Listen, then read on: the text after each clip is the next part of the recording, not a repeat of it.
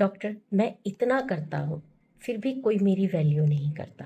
ये कंप्लेंट नहीं है बल्कि एक पैटर्न होता है।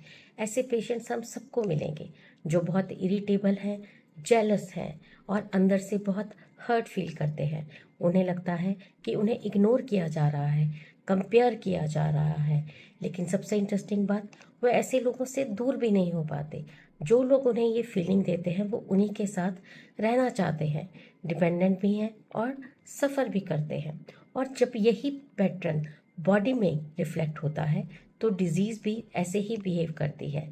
बॉडी ट्राई करती है हील होने का, पस बनाती है, बाहर भी निकालती है, लेकिन हीलिंग कंप्लीट नहीं होती है। यही है वो इनकम्प्लीट रेजोल्यूशन का स्टेज, जहाँ से एक powerful often missed remedy enter करती है, किलकेरिया सल्फ्यूरिकम। नमस्कार, मैं डॉक्टर अर्पणा सोनी और आपका स्वागत है इस चैनल पर, जहां हम वीकली एक नई मेडिसिन को थोड़े इजी वे से मेमोराइज करने की कोशिश करते हैं। तो आज की मेडिसिन है किलकेरिया सल्फ्यूरिकम। किलकेरिया सल्फ्यूरिकम जो बनी है प्लास्टर ऑफ पेरिस यानी कि सल्फेट ऑफ लाइम, जिसे हम जिप्सम भी कहते हैं। सोचिए, प्लास्टर ऑफ पेरिस जैसे कि फ्रैक्चर को सपोर्ट करता है, स्टेबिलिटी देता है, लेकिन अगर अंदर से हीलिंग इनकम्प्लीट हो तो स्ट्रक्चर वीक ही रहता है। एग्जैक्टली यही स्टेट है कैलकेरिया सल्फ्यूरिका का। बॉडी कह रही है मैं पस बना चुकी हूँ, उसे बाहर भी निकाल रही हूँ, लेकिन हीलिंग कंप्लीट नहीं हो रही है। अब आपको क्लिनिकली कैलकेरिया सल्फ के बारे में कब सोचना है? जब पस ऑलरेडी फॉर्म हो चुका हो और डिस्चार्ज हो रहा हो, बट आपका केस फिर भी प्रॉपरली हील नहीं हो रहा। याद रखिए, not formation, not peak, but the exit phase of pus with delayed healing is calcarea sulphurica, यानी कि ये डिसीजिव स्टेज की मेडिसिन है हमारी।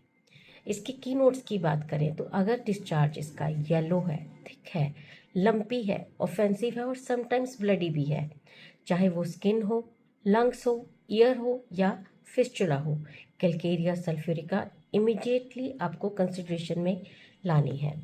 अब बात करते हैं इसके थोड़े से डिफ्रेंशिएशन की, जहाँ पर हम इसको हिपरसल्फ और सिलिशिया के साथ कंपेयर करेंगे। सबसे बड़ा कन्फ्यूज़न होता है हिपरसल्फ और सिलिशिया का और कैलकेरिया का। सबसे पहले बात करते हैं हिपरसल्फ की। हिपरसल्फ का पेशेंट बहुत सेंसिटिव है, कोल्ड इंटॉलरेंस है और अर्ली सुपरेशन है। वहीं सिलिशिया जो है वो प्रमोट करती है पस फॉर्मेशन को और एक्सपल्शन को, क्रॉनिक और डीप एब्सेसिस में। और जबकि कैलकेरिया सल्फ जहाँ पर पस ऑलरेडी बन चुका है, बाहर भी निकल रहा है, बट हीलिंग कहीं स्टक हो गई है, इसीलिए ये इनकम्प्लीट रेजोल्यूशन की रेमेडी है।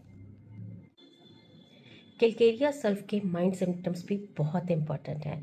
अगर हम इसके माइंड सिम्टम्स को नहीं देखते और सिर्फ फिजिकल सिम्टम्स पर प्रिस्क्राइब करते हैं तो वो हमारा हाफ प्रिस्क्रिप्शन होगा। कैलकेरिया सल्फ्यूरिका का पेशेंट कहता नहीं है बट फील करता है।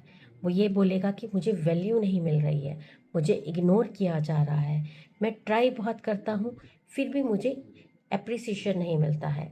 ये एक साइलेंट इमोशनल सप्रेशन है। यहाँ पर उसका डिपेंडेंट नेचर है, ब्रेक नहीं कर पाता है रिलेशन से, अंदर से बहुत सप्रेस्ड रहता है और बाहर से कंप्लेनिंग रहता है, जेलसी है, कंपैरिजन है, इवन ऑफन सिबलिंग राइवलरी भी बहुत ज़्यादा देखी जाती है कैलकेरिया सल्फ के पेशेंट्स में। क्वालसम होते हैं but not strong enough to detach, वैसे ही जैसे कि पस बनती है बट रिजॉल्व नहीं हो पा रही है। इमोशंस भी एक्सप्रेस होते हैं पर हील नहीं होते हैं। अब बात करते हैं इसकी स्किन की नोट्स की। Scald head with yellow crust, dry eczema with discharge, non healing wounds होंगे, dirty slow pus discharging skin होगी। देन अगर हम ENT के इसके की नोट्स की बात करें, देन थिक येलो आई डिस्चार्ज है, क्रोनिक ईयर डिस्चार्ज है, वन साइडेड नेजल डिस्चार्ज है, क्रोनिक कटार प्लस पस, think immediately about Calcarea sulph.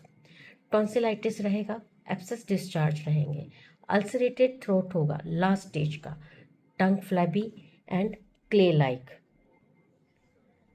अगर हम किस्टिक की बात करें तो पुरुलेंट डायरिया रहेगा इसके, जहाँ पर ब्लड प्लस पस मिक्स स्टूल रहेगा, और फिस्टुला की ये बहुत अच्छी मेडिसिन मानी जाती है, जहाँ पर yellow, offensive and blood mix discharge रहता है। और रेस्पिरेटरी सिम्टम्स में इसके cough with thick purulent sputum, empyema, hectic fever.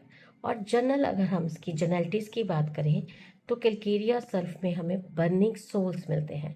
Patient बहुत हॉट है और उसको बाहर खुली हवा में बहुत अच्छा लगता है।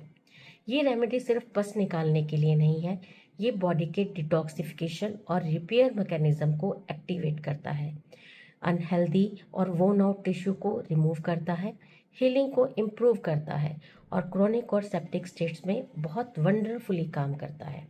और इसका अगर हम क्लिनिकल यूजेस की बात करें तो इसका यूज़ होता है एब्सेस में, फिस्टुला में, fibroids, chronic infections, non healing ulcers. और इसकी पोटेंसी हमेशा लो रहती है। 3x में या 6x में हम इसको फ्रिक्वेंटली यूज़ कर सकते हैं और हायर पोटेंसी हम वहाँ यूज़ करेंगे 30 या 200, जहाँ डीप क्रोनिक केसेस होते हैं।